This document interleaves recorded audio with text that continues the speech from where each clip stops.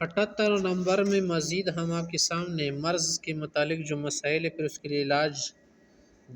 دم درود جو ہے نا اس کو آپ کے سامنے ذکر کر رہے۔ جواز الاسترقاء، استرقاء کا کیا معنی ہے؟ دم کرنا، پھونکنا کوئی چیز پڑھ کے۔ اس کی کیا حیثیت ہے کہ دیکھیں کئی لوگ ایسے ہیں وہ کہتے ہیں کہ یہ جائز ہے، جبکہ بعض ایسے لوگ ہیں وہ اس کو کفر شرک تک قرار دیتے ہیں۔ تو اس میں فرق ہے، فرق جو آیات قرآنیہ یا وہ دعائیں جو حدیث میں مروی ہیں یا وہ کلمات جو شرک سے خالی ہیں بزرگان دین نے بتائے ہیں، ان کا پڑھنا، دم کرنا، پھونکنا کسی بیماری کے لیے یہ جائز ہے،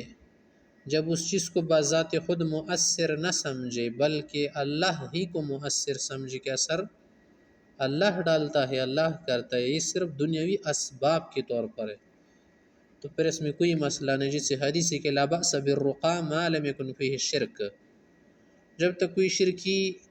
نامعلوم المعنی کلمہ نہ ہو، یعنی ایسا کلمہ نہیں ہے کہ اس کے اندر شرک کا وہم ہے، اس کی بو ہے، ایسا کلمہ بھی اس میں نہیں ہے کہ جس سے اندیشہ ہو کہ یار اس کا تم معنی کہیں پتہ نہیں،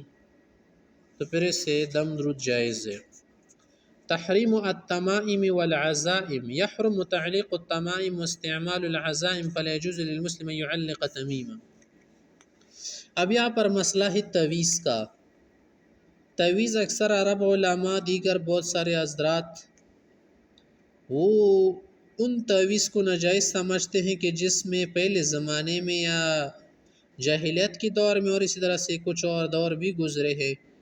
جن میں لوگ تعویذ کو مؤثر بذات سمجھتے کہ یہی تعویذ جو ہے انسان کو ٹھیک کرتا ہے،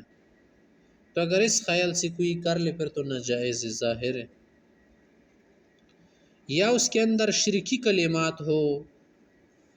شیطان کے نام استعمال ہو، فرعون اور کافروں کے نام استعمال ہو،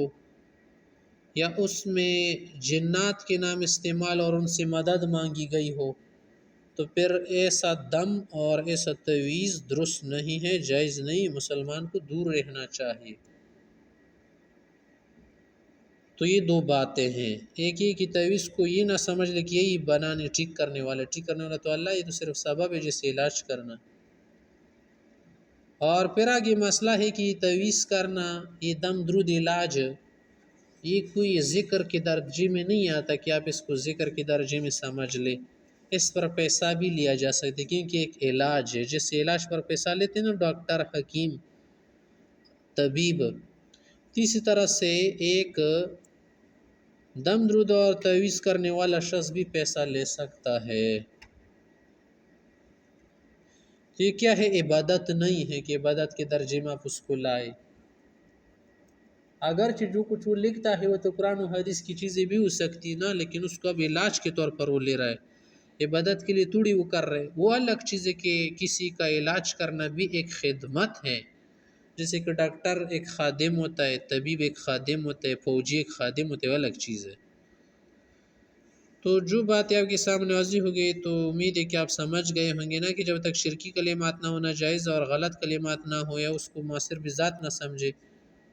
تو پھر تعویذ جو ہے درست ہے۔ ہاں اگر ایسا نہ ہو یہ تین باتیں تو پھر تعویذ کرنا جائز نہیں ہے۔ من علق تمیمۃ فقد اشرک، جو تعویذ لٹکائے یا تار لٹکائے یا داغا دم کر کے لٹکائے پھر اس کو یہ سمجھ لے کہ یہ مجھے ٹھیک کرے گا، مجھے بلا سے بچائے گا، مجھے فتنوں سے بچائے گا، مجھے دوست اور دشمن سے بچائے گا، تو ایسا خیال جو ہے جائز نہیں ہے۔